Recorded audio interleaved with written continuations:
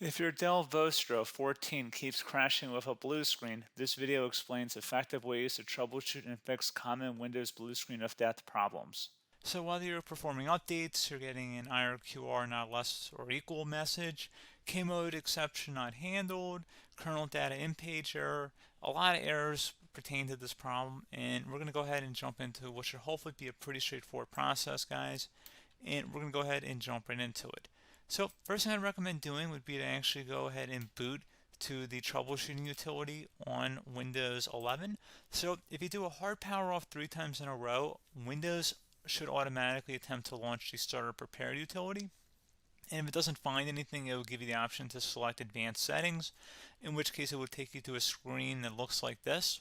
Now, if it does not take you to a screen that looks like this, or you're unable to get to that, you can also download the Windows 10 Media Creation Utility, or Windows 11. They probably will make a creation utility for Windows 11 at some point.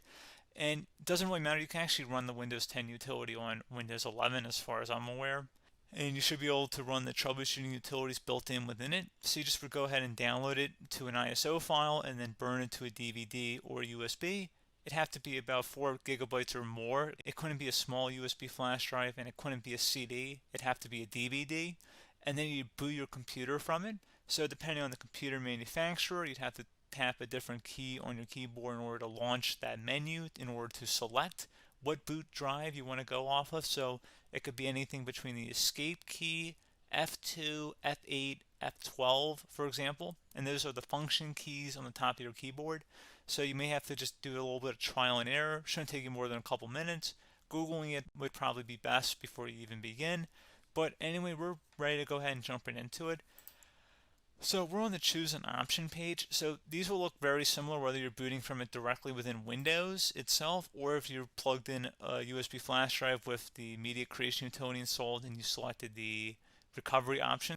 So when you are setting up your Windows 11 installation or Windows 10, depending on the drive you're using, there should be an option to repair your computer in the bottom left corner of the dialog window, one of the first screens that comes up. You go ahead and select that, and then it would take you to a troubleshooting screen like you see here. And you want to go ahead and select troubleshoot, reset your PC, or see advanced options. And then there are going to be a whole bunch of options in here that we're going to explore in today's video. The first one, we're going to actually go underneath advanced options and then select startup prepare, fix problems that keep Windows from loading. So go ahead and select that first.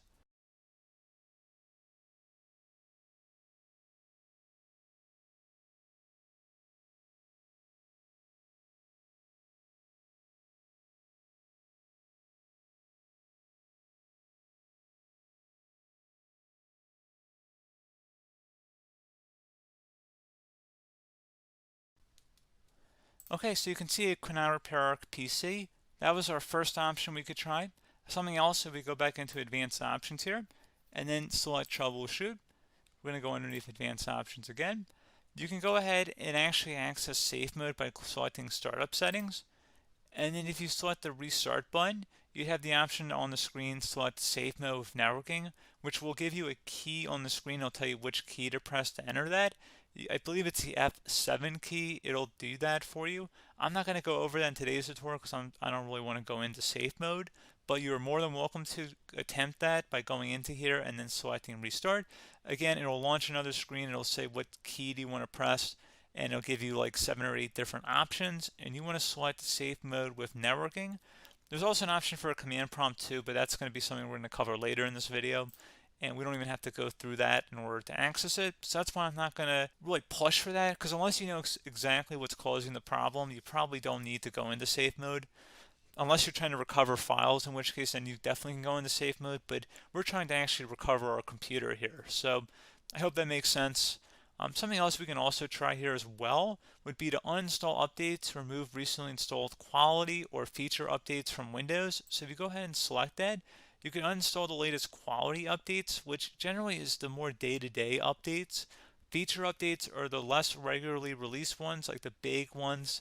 I would equate it to service packs in like Windows 7 and Windows Vista and Windows XP. So larger updates that occur once or twice a year at most. And the quality updates are more just a regular update. So probably obviously depend. It'll take longer if you're going to try and uninstall the latest feature update versus quality update, and maybe you don't need to go back that far. So just giving you guys a couple of pointers with that. Something else you can also look at here, and we're going to jump into the command prompt in a little bit, but you can select System Restore, which will use a restore point recorded on your PC to restore Windows. And this is something I would highly recommend here, guys. So select Next.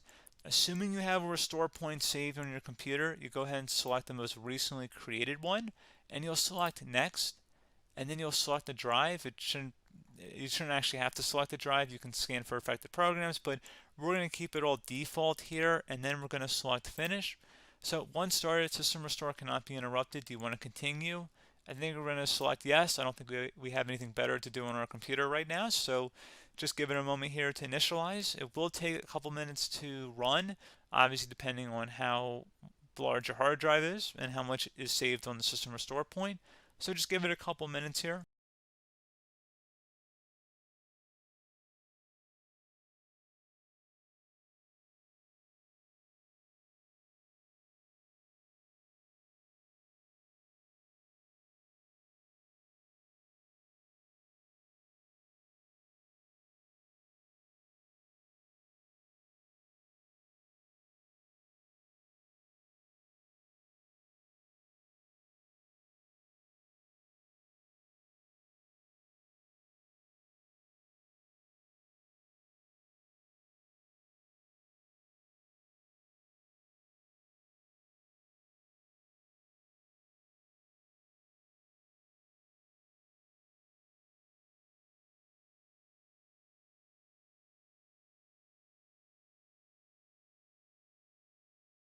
Okay, so you can see System Restore completed successfully.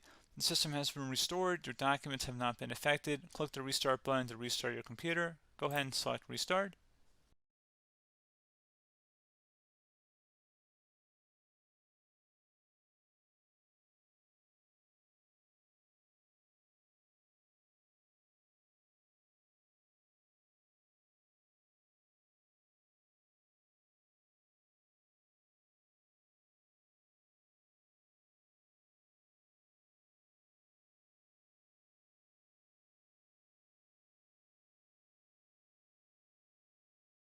Okay, so you can see the system has been restored successfully.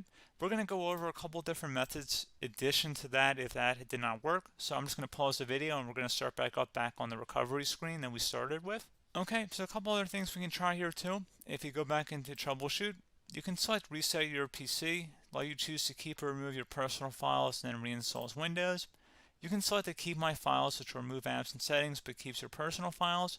You can also select Remove Everything, which will remove all of your personal files, apps, and settings. So this is more of a factory reset, the second option here. First option, it should not delete all of your personal files. However, it will pretty much clear most of your programs. And keep in mind, there's no guarantee that your information, number one, is even still available and easily recoverable on your computer to the point that you actually would be able to recover anything. And the second point is that there's always a chance that it won't actually recover and it will just do a factory reset anyway. So there's no guarantee that actually would keep your files anyway. So I would recommend trying to get a recovery tool and backing that up first before selecting it anyway. But again, those are a couple of different options. And then something else you can try here if you go back to the choose an option. Another option, if you go underneath choose an option and select troubleshoot, advanced options, and now select where it says command prompt. Okay, so the first thing we should do is type our main hard drive here. In most cases, it should be the C drive. So you just do a C colon and then hit enter on your keyboard. So once you're underneath the C drive, we're going to type in dir and then hit enter on your keyboard. It should have program files, users, and Windows all in there. That's how you know you're in the right directory.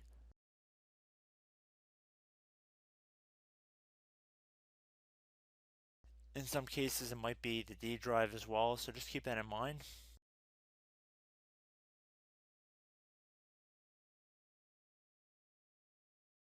Next thing we're going to do is type in cd space / Windows / system 32 / config, and then you're going to hit enter on your keyboard.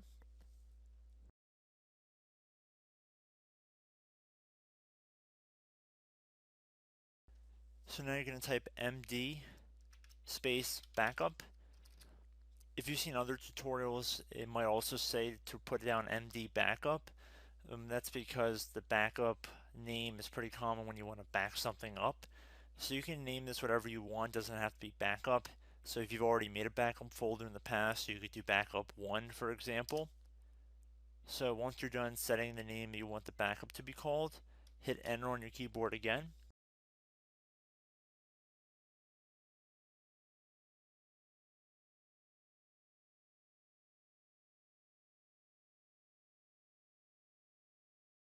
At this point you want to type copy, C-O-P-Y, space, then you want to do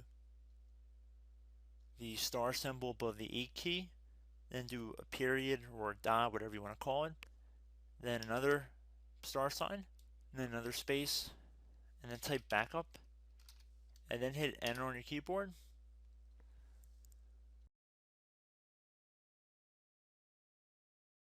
Now you want to type CD reg back, R-E-G-B-A-C-K, and then hit enter on your keyboard. So now that we are under the reg back, so now you want to type dir again, and then hit enter.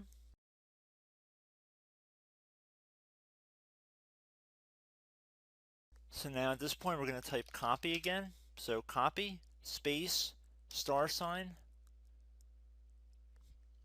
dot, another star sign, space, and then 2 dots. So we're going to type copy, space, star sign, dot, sign,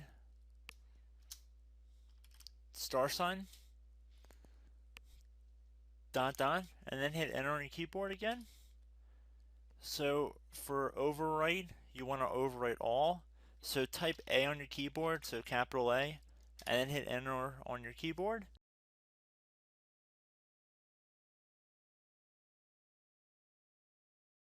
So at this point you should be good to go. You can close out of the command prompt window, and if you accidentally continue to Windows 10 you should be all set. So I hope one of these 3 or 4 different methods we went through in this tutorial helped you guys out. Again, I'm not sure if you guys heard me earlier, but try to go back into your safe mode if possible and uninstall any programs you know might be conflicting with the Windows startup if you can get into safe mode. So just keep that in mind. Something very simple like that could be blocking up everything. So again, I hope this tutorial helped you guys out, and I will catch you in the next tutorial. Goodbye.